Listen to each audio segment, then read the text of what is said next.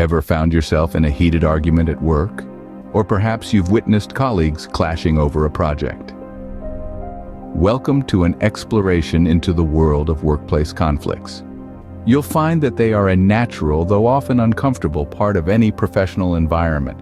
Conflicts can arise from a variety of circumstances. Perhaps it's a miscommunication that spiraled out of control, differing views on how to approach a task, or the strain of a high-pressure environment that's lighting the fuse.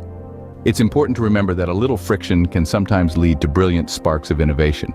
However, when these disagreements are left to fester, untreated, and unaddressed, they can transform a vibrant workspace into a toxic one, stifling creativity and productivity. The good news is, there are effective ways to handle and resolve these conflicts. Stick around as we delve into this. Let's embark on this journey towards a harmonious workplace together. The first step in managing conflict is acknowledging it.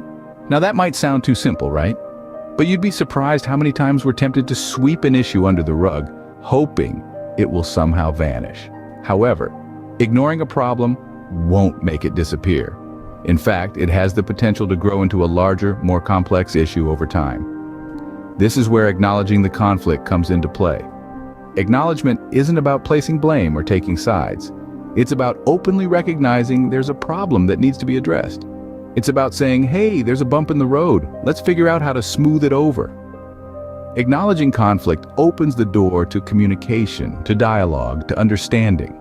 It's the stepping stone towards resolution. It's the first step in turning a negative situation into a positive learning experience. Now that we've recognized the conflict, let's move on to understanding it. Understanding the conflict is the key to its resolution. So let's delve into how we can achieve that. When we find ourselves in the midst of a workplace conflict, it's crucial to fully grasp what's at stake. Are we dealing with a clash of ideas, a personal issue, or perhaps a misunderstanding? These are the questions we must ask ourselves. However, understanding a conflict isn't only about identifying its type. It's also about appreciating all sides of the story. This is where active listening comes to play. Active listening isn't just about hearing what the other person has to say, but truly comprehending their point of view.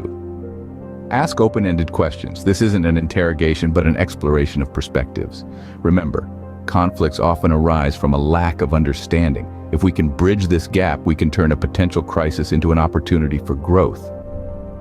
With a good understanding of the conflict, we can now work towards resolving it. Resolving conflict is a collaborative process. It's a dance, a delicate balance of give and take.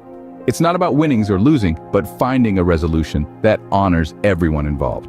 Now let's plunge into some strategies that can help us achieve this. First is finding common ground. This is about identifying shared interests or goals that can serve as a foundation for negotiation. It's like searching for that one familiar tune in a cacophony of discordant notes. Next is compromising. The beauty of compromise lies in its ability to create a win-win situation. It's about meeting halfway, adjusting our sails to catch the wind of consensus. Sometimes conflicts may require an external perspective. This is where third-party mediation comes in. A neutral party can provide unbiased insights, helping to unravel the knots of disagreement. Remember, the end goal is to maintain workplace harmony, to keep the symphony of productivity playing without missing a beat. Conflict resolution is an ongoing process, and it requires patience and understanding. So how do we handle conflict in the workplace?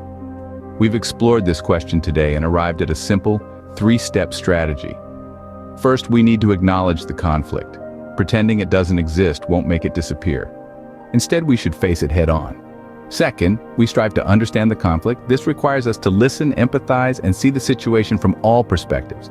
It's not about who's right or wrong, but about understanding the root cause. Lastly, we aim to resolve the conflict. This step involves finding a compromise, a solution that's acceptable to all parties involved.